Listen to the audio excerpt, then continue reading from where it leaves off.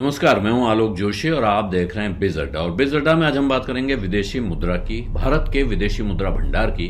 भारत का विदेशी मुद्रा भंडार पिछले हफ्ते के अंत में यानी 31 मार्च को 578.45 बिलियन डॉलर, 578 अरब और 45 लाख डॉलर के आंकड़े पे था। और ये इससे पहले 2 हफ्ते उसमें बढ़ोतरी हुई थी, उसके बाद इसमें ये तेज गिरावट थी। और ये गिरावट के बाद जो आंकड़ा अगर आप देखें तो ये उसके पिछले आंकड़े से 380 मिलियन यानी 38 करोड़ डॉलर की इसमें गिरावट थी लगभग। तो ये जो मैंने 578.45 बिलियन को 578 अरब और 45 लाख पढ़ दिया, वो 578 अरब 45 करोड़ का आंकड़ा माना जाए। और उसमें ये 38 करोड़ की गिरावट आपको दिखाई पड़ रही है। तो यहां अब चिंता पैदा होने लगी है। चिंता क्यों पैदा होने लगी? लोगों को लग रहा है कहीं विदेशी मुद्रा भंडार चिंताजनक स्थिति में तो नहीं पहुंच जाएगा, ये गिरावट क्यों आ रही है?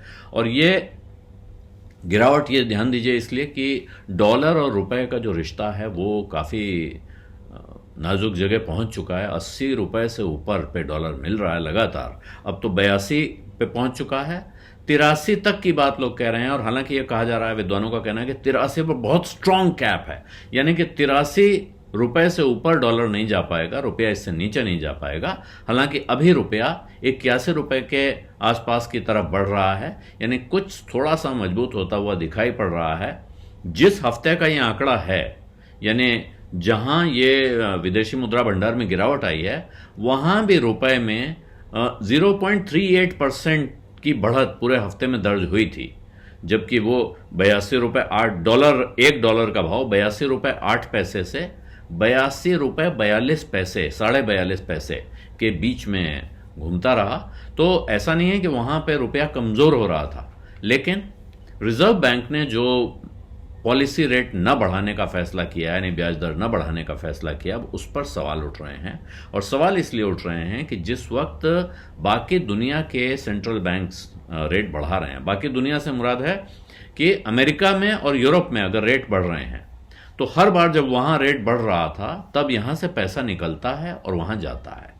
जब अमेरिकी बाजार में अगर इंटरेस्ट रेट ज़्यादा होते हैं तो फिर वहाँ के इन्वेस्टर्स अपना पैसा यहाँ बाकी दुनिया के दूसरे बाज़ारों से निकाल के अपने बाज़ार में ले जाना पसंद करते हैं, क्योंकि वहाँ उनको रिटर्न मिल रहा होता है। तो इस वक्त अब अगर भारत ने पॉज कर दिया, अमेरिका में ब्याज दर अभी बढ़ेगी, तो फिर ये डर थोड़ा और बढ़ता है कि क्या यहाँ से पैसा और जाएगा। और इस डर के बीच आखिर रिजर्व बैंक ने क्यों रेट नहीं बढ़ाया? तो इसके पीछे अब जानकारों का ये कहना है कि साहब, एक कंजम्पशन में गिरावट दिख रही है, यानी मांग में कमी दिख रही है। तो इकोनॉमी के लिए चिंताजनक संकेत दिख रहे थे।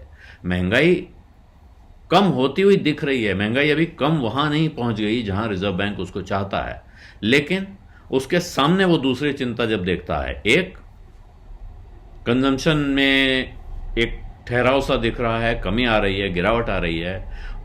आप अगर उसके बाद पीडब्ल्यूसी का एक सर्वे आया है जिसने कहा है कि 65% भारतीय अपने जो नॉन एसेंशियल एक्सपेंडिचर हैं उनको कम करने जा रहे हैं, और 74% भारतीयों को अपने पर्सनल फाइनेंस की फिक्र हो रही है।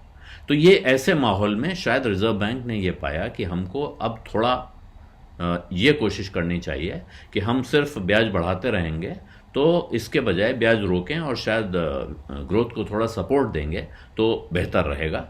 और ऐसे में एक कंजम्पशन का संकट और दूसरा प्राइवेट इन्वेस्टमेंट, बहुत अभी ऐसी चर्चा आ रही है कि अब इस तरह के इंटेंट आने लगे हैं प्राइवेट सेक्टर से कि वो कुछ इन्वेस्ट करेगा, लेकिन अभी तक प्राइवेट सेक्टर का इन्वेस्टमेंट बहुत कम है, बहुत हल्का है। और ये भी एक चिंता है कि अगर ये रेट बढ़ते हैं तो प्राइवेट सेक्टर कितना कर्जा लेगा, कितना इन्वेस्टमेंट करेगा।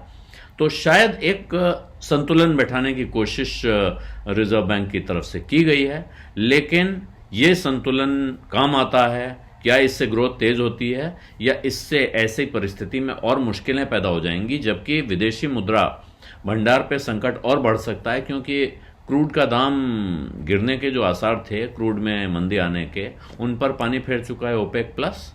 और भारत में हालांकि आंकड़ा आया है आज सरकार की तरफ से कि जो बेमौसम बरसात हुई है इससे खेती खराब होने का बहुत डर नहीं है, लेकिन फिर भी ये सरकार का आंकड़ा आता है और उसके बाद जो असलियत सामने आती है उसमें फ़र्क होता है।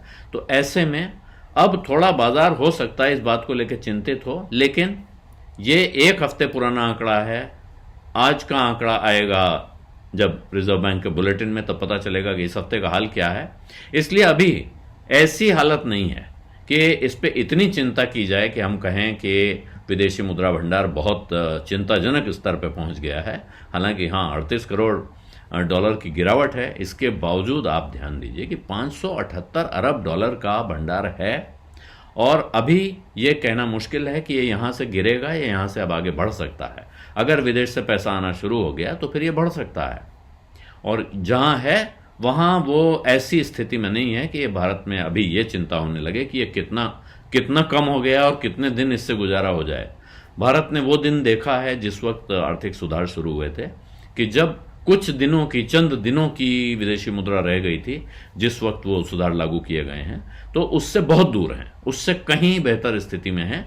लेकिन इसका अर्थ ये नहीं है कि इस भंडार पर नज़र नहीं होनी चाहिए, और इस बात को आप यकीन से मान लीजिए कि रिजर्व बैंक ऑफ इंडिया की इस पर बहुत कड़ी नज़र होगी। वो बारीकी से इसको देख रहे होंगे, और थोड़ी बहुत गिरावट भी है तो या तो उनको समझ में आ रहा है कि ये चिंता की बात नहीं है, बर्दाश्त के काबिल है, और या फिर वो इससे निपटने का इंतजाम कर रहे होंगे। रिजर्व बैंक लगातार विदेशी मुद्रा बाजार में इंटरवेंशन करता रहता है, ये भी ध्यान रखिएगा।